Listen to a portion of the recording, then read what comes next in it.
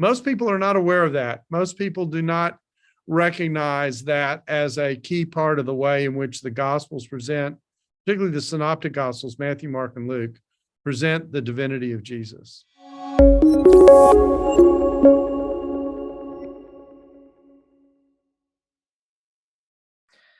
Now, I would like to talk about the evidence we have for the divinity of Jesus. In this way, could you mention some direct and indirect statements of Jesus about his divinity? Yeah, well, there are really just a handful of direct statements. Before Abraham was, I am, which is a declaration of preexistence, which in the Gospel of John is connected to the idea of in the beginning was the Word, and the Word was with God, and the Word was God.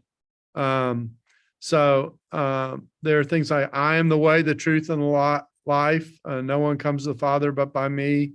That's a very direct statement about the authority of Jesus.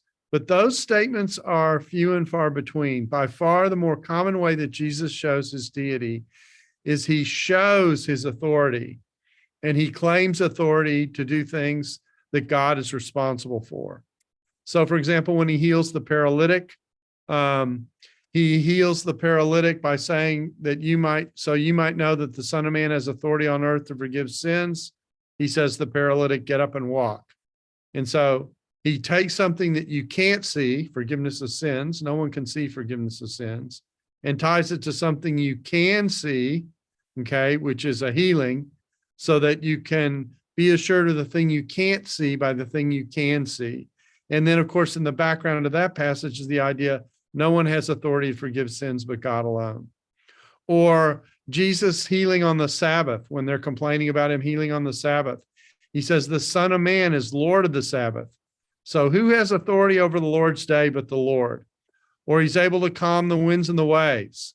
The disciples at the end of that passage ask, who's able to calm the winds and the waves? And they obey him.